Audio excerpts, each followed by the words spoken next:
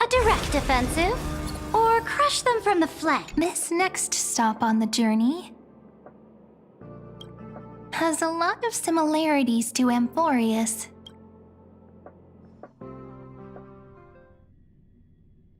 A snow-covered land? Interesting.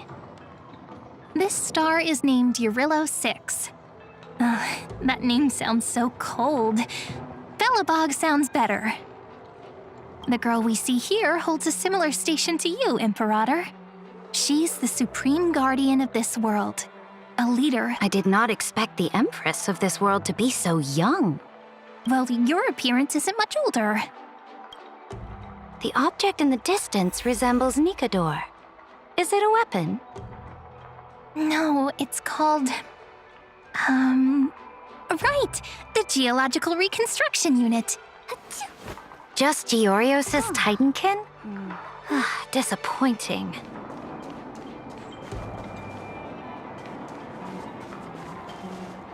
It's all thanks to you that we survived the crisis. The collaboration with the IPC is both an opportunity and a challenge. Nonetheless, it's an important step in our journey back into the universe. This world was sealed beneath its sky just like Amphorius was, and they only managed to reconnect with the stars when the Nameless arrived. That IPC she spoke of, is it a more powerful organization?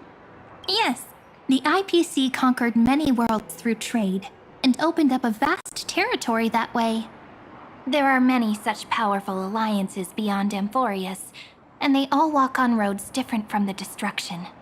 Coming back to the Supreme Guardian and her Belobog, didn't they find a peaceful way to enter the interstellar community? That cannot be true. That IPC would never have grown so big on trade alone. It may pretend to be a wealthy merchant with clean hands, but I am willing to bet that it grew fat on gory oppression and bloodshed. Its path of conquest must have had no mercy for the weak and would have destroyed them if needed. Are you telling me that this snowland never thought about tossing its dignity to the wind and kneeling to the IPC? I will never allow the Imperator's empire to be sullied by others. Amphorius must become a power so strong that no interstellar foreigner would dare to look down upon us. Imperator, Belobog isn't as weak as you imagine. Listen. I indeed hesitated, but now I understand what we must do. Belobog must learn how to walk on her own until she no longer needs the support of others and can stand on her 2 feet among the... Even if I may not live to see it, I believe such a day will surely come. They still have their dignity intact. One day, that hope will melt through the ice and help them into a prosperous tomorrow. But the order of the cosmos is already set in stone. The old laws decree that only the strong survive, binding the weak in an unbroken chain, until they wither and turn to dust. Unless they embrace the power of the destruction. Amphorius must shatter the old law and become the new order among the stars. Speaking of the Order, another one of my friend's companions may be able to enlighten you further on that. Let's go to the next page.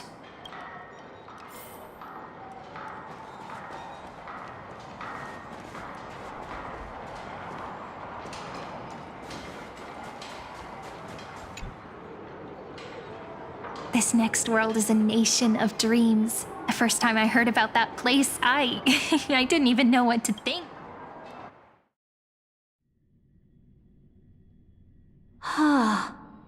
Such opulence does indeed evoke astonishment. This world is called Penacony, an eternal city built upon a land of dreams. It's also my friend's previous stop, where they went through a risky but exciting adventure. Tell me about it then. That man standing afar has wings on his head. I am truly curious.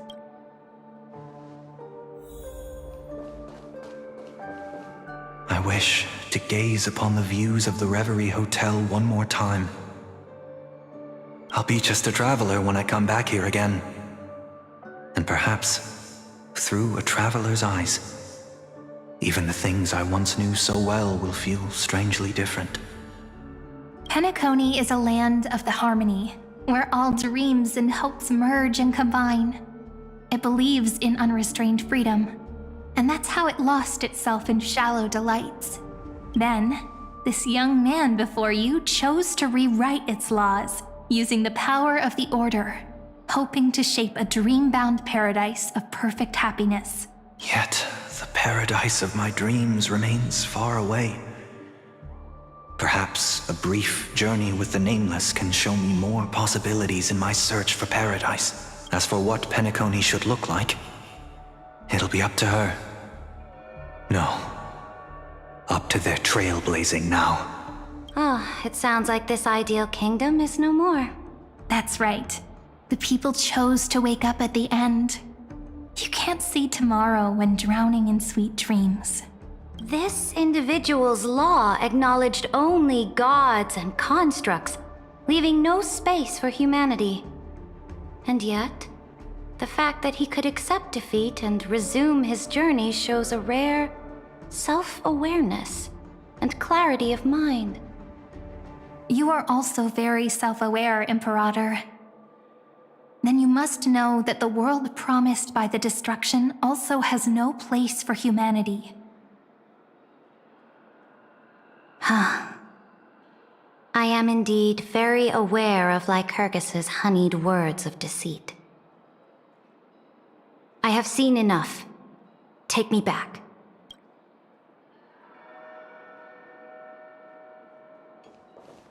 As for what Penacony should look like,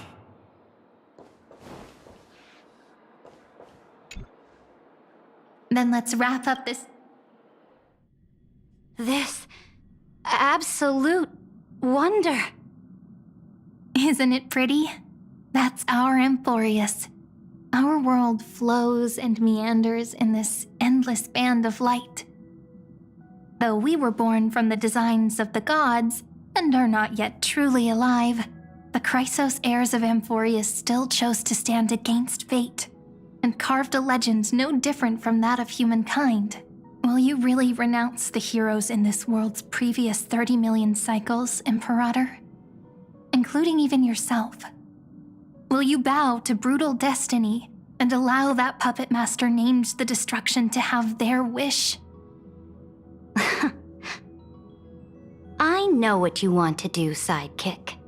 You want to use that deliverer's memories to influence me and tilt the scales of law toward him and the two geniuses.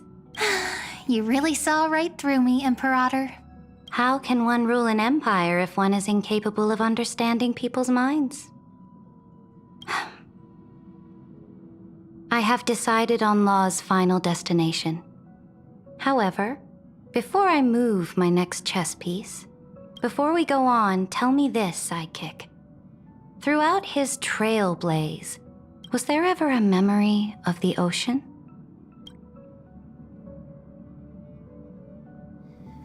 The ocean.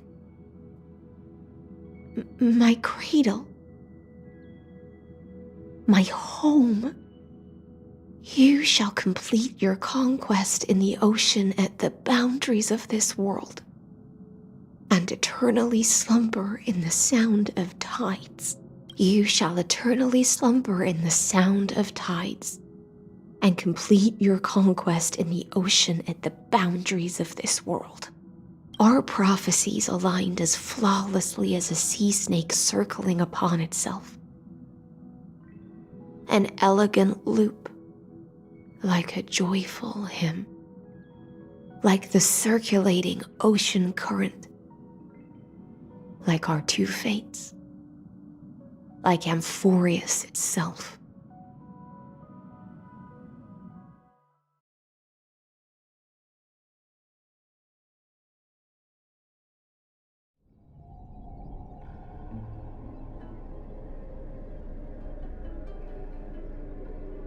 The trial is over. So tell me, who will own the divine authority of law? I won't give it to anyone. What? I am the law. Why should I give my imperial crown to any other? Both the Deliverer and the Theoros came from beyond the sky. They have no right to interfere with the lands I conquered with my own 2 hands. The law of Amphorius shall be determined by Amphorius's master. What exactly did you see in the trial? Everything. I saw everything regarding the rules of this world's operation. I saw the laws of extrapolation that Theoros spoke of. I saw the ultimate protocol. As long as I offer a sacrifice of equal weight, I can rewrite the laws of this world according to my will. I can turn good into evil, ugliness into beauty, and weakness into strength. Fate gave me a very fair deal. 1 rule change for the life of 1 demigod. What are you planning to do? You can't guess? We can conquer the stars without relying on any power from beyond the sky. We just need to make some reasonable sacrifices. Your ambitions have already made so many people give up their lives for the law. And you're still not done? I am determined for Amphorius to stand on her own 2 feet among the stars. You are beyond reason. You think such a simple and hypocritical statement can justify your atrocities. There's no new without destroying the old. That's what you consider an atrocity? Ironic, for that is also the unchanging law of Amphorius's revolutions. Ever since the Flame Chase prophecy resounded in the distance, fate has decreed for the Chrysos heirs to ignite our blood and illuminate this dark age. People would still be puppets of the old dynasty if it weren't for my conquests. But your world doesn't seem to be any different from your predecessors. Bloodshed, tyranny, oppression. You're making the same mistakes they did. Go and see everything for yourself. Go to any library I've built. Go listen to the rumors on every street corner. Go and witness how the Imperator crushed the old laws and forged new ones. Go and see what my conquests brought to this world. I cleansed the Chrysos War's filth and mended all the conflicts left by the Arabellica. I restored Akima's might and allowed mortals and Chrysos heirs to face each other as equals in the Council. I punished all sins and rewarded all achievements. I smashed Talantin's shackles, united humankind to save themselves, and started the Flame Chase era. That's what the Imperator has done in her glorious life. So now, hearken to my final words. History will eventually forget Saridra, but it will never forget the Imperator's people or the Flame Chase era she began. Final words?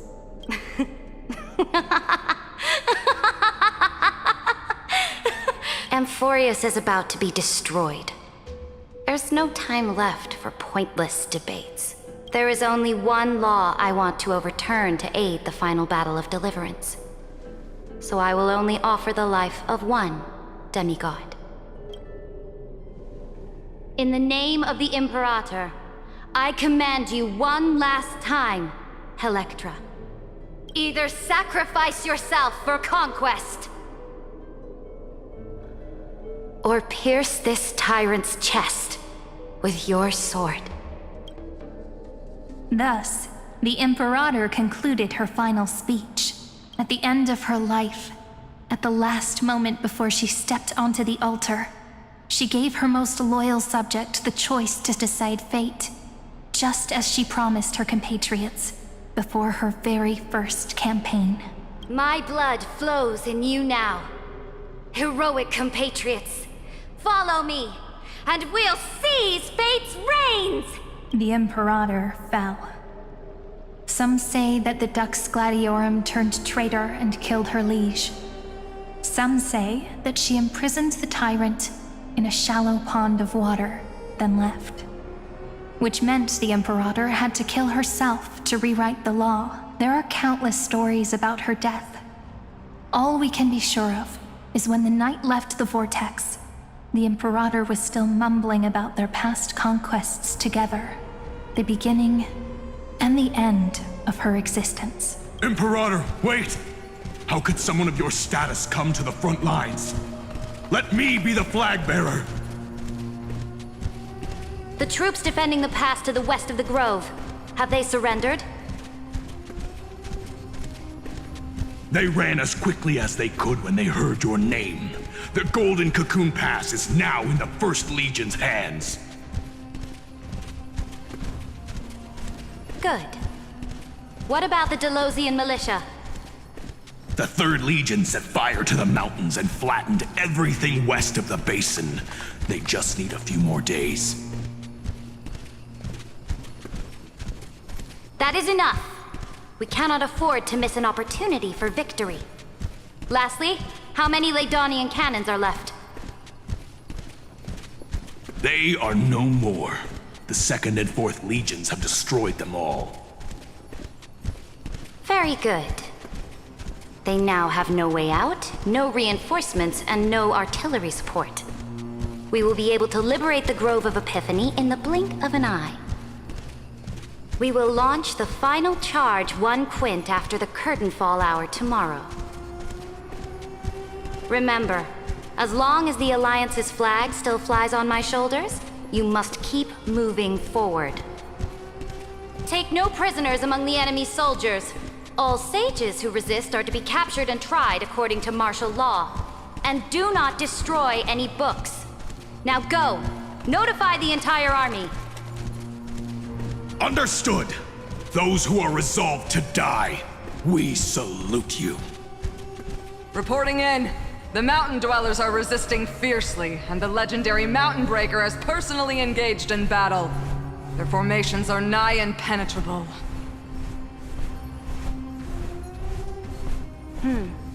Then cease our frontal assault. Send scouts to all legions and tell them to retreat into the Tritos Plains before the parting hour.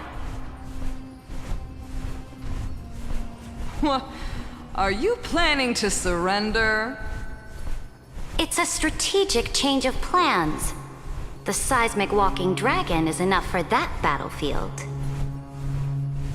Walking dragon? You mean that stupid beast, Terravox? What can they even do? Stupid? No. They are the wisest of all of Giorio's creations. Only they can perceive the currents of time. Let them deal with their earthly brethren. We will advance and take the lead in defeating what remains of our enemy. I will deliver the most fiery retribution for the humiliation they dealt us, and crown myself with a god-slaying wreath. Understood. I'll see to it.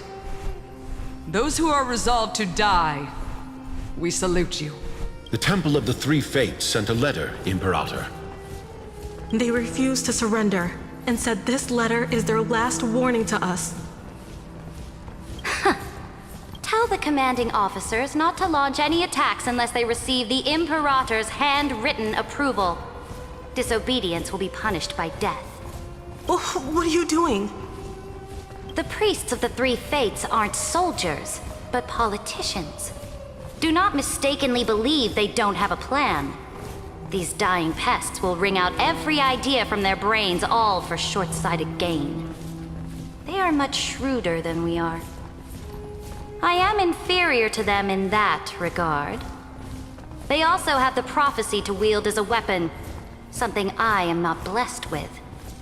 Launching an unplanned attack will only disadvantage us, as all of Emphorius will judge our actions. Which means I will be heading to the battlefield myself, just as I have always done. This time, however, I will go alone. I will conduct secret negotiations to ensure fate is on our side. Understood. The legions will make their preparations. Those who are resolved to die, we salute you. Why are we not allowed to march out with the army, Imperator?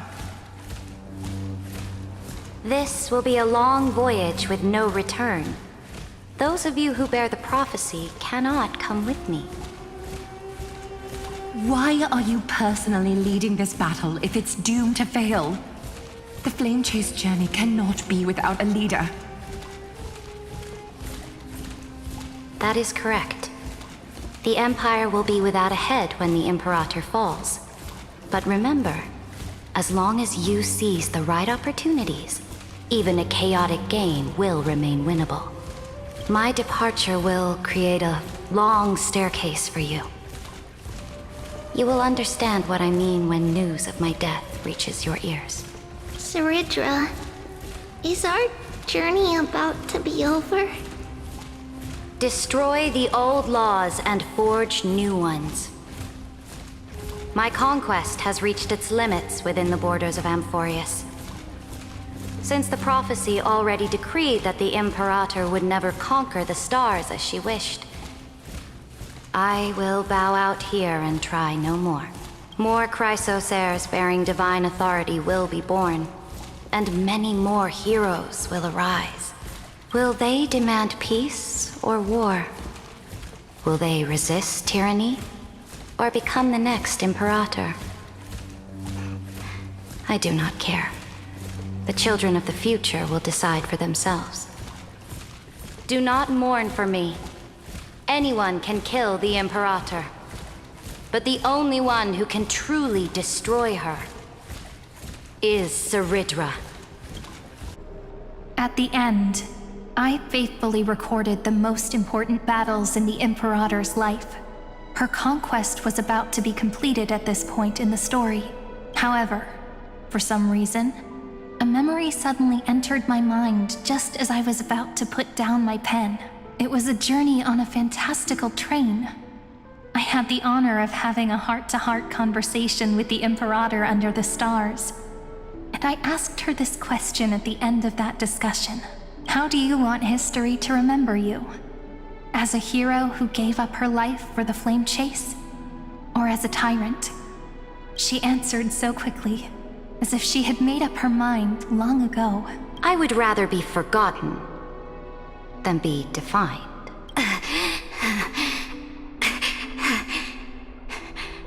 Because the law can be neither eternal nor unchallenged, and only humanity can pen laws into history's pages. Now, I have shattered the greatest law of Amphorius.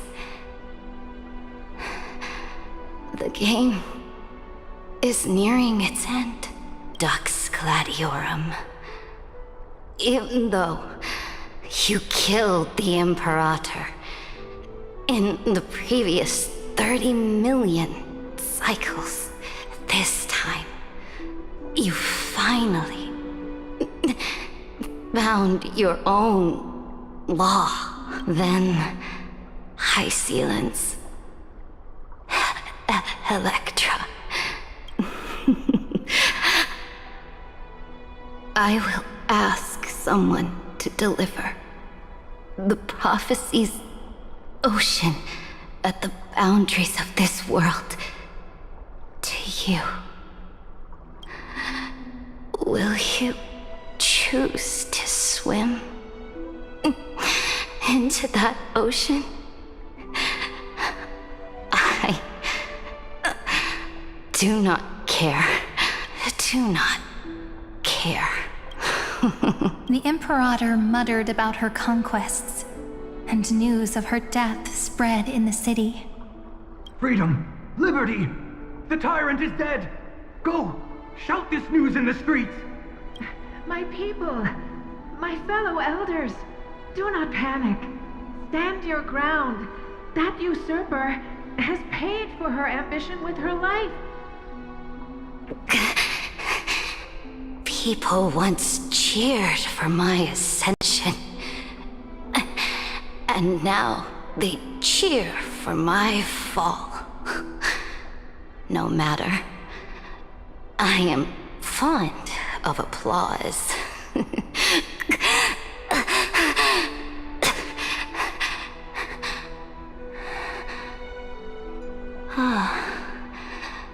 I see the cosmos, the battlefield that I cannot reach. I will return in the next cycle. The stars will hear my legion's war drums. Hear the great name of the Imperator. Hear Amphorius's serenade. To this day, we do not know which rule the Imperator overwrote at the cost of her life. Perhaps the truth will only be revealed at the moment of checkmate. Just like every chess game she ever played, we only know her death inflamed Akama. On one side of the city, those who defended liberty toppled her statues to the ground. On the other side, her supporters put themselves between the masses and her monuments, declaring loudly that the Sovereign is still among the people. It is said that golden blood congealed into the same letters everywhere they fought. It was the name borne by Akama's first and final Sovereign, the Imperator Saridra. But the one who bore that name did not see any of this. Her gaze was cast far away, and the sound of tides in her ears drowned out the people's cries. What was the Imperator thinking about in that prophesized ocean at the boundaries of this world? In that shallow puddle of stagnant water, was she reminiscing about her past conquests? Or repenting for the millions killed for the flame chase? It was neither. The Imperator only saw how the surface of the water gleamed like that crude chessboard, dissected by light and shadow in the afternoon when her teacher played against her for the first time. Look at this chessboard. What do the pieces look like? They are strangely beautiful. They look like the stars in the night sky ablaze.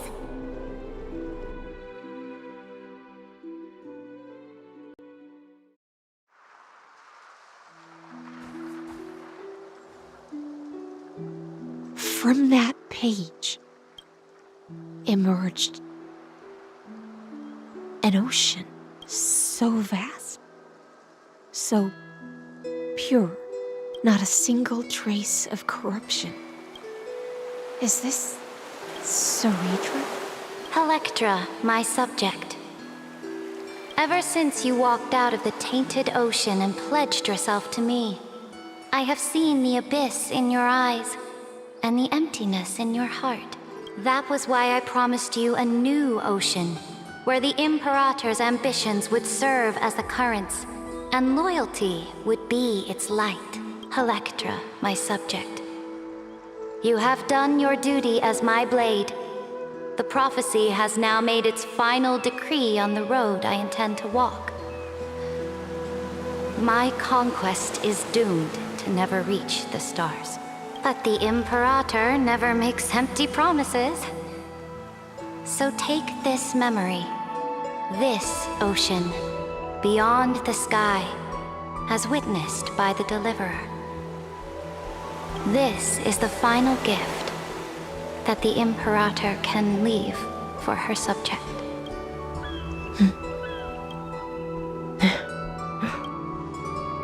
When I was still a fish in the ocean, I always felt so genuine swimming through the waters. But once I stepped onto land, I found myself caught in a play. Every land dweller wore a mask in their life. So I, too, donned a costume and tried to find my role in this show. I became your blade in war and the violin strings at banquets. Do you still not get it? I do not long for the oceanic depths of my homeland, nor do I crave the swelling seas beyond the sky. Perhaps even I don't know what I want. I still don't know where I should swim to even at the end. But I know one thing right now.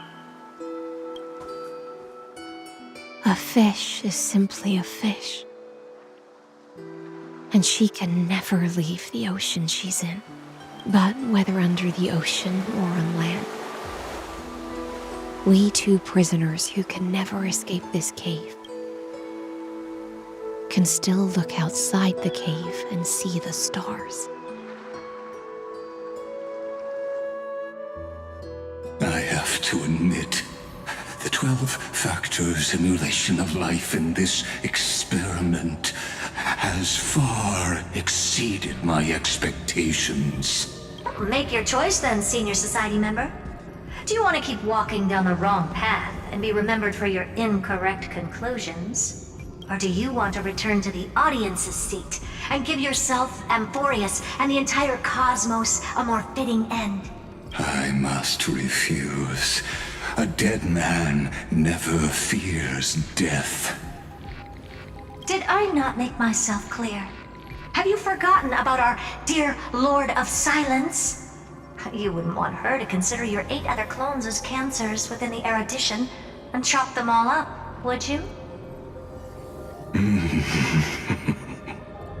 Your logical deductions are vastly different from mine. Therefore, allow me to provide one more academic recommendation. Listen, my peers. Why don't you look beyond this world? Just as the Chrysos heirs did. Re-evaluate your calculations and take into account all enemies in the upcoming war among the eons. Amphorius is not a place where 3 paths entangle, but where 3 paths fight to the death. You used Memoria to resist me, but did you not consider the possibility that the Remembrance and their children might have taken this opportunity to join the fray as well?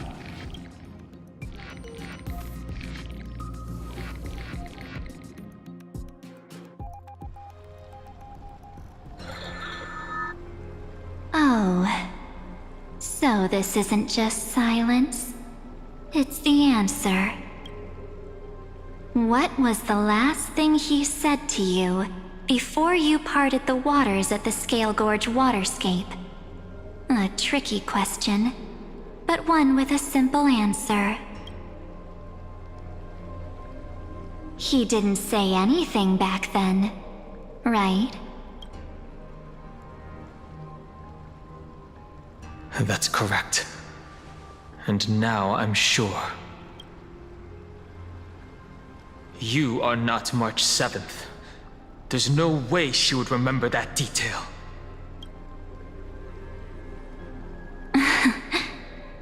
I'll only warn you once. Leave her body now. How impulsive. That's not like you at all. Why don't you calm down and think about another possibility? I didn't take over March 7th's body. Rather, it's March 7th who regained my memories.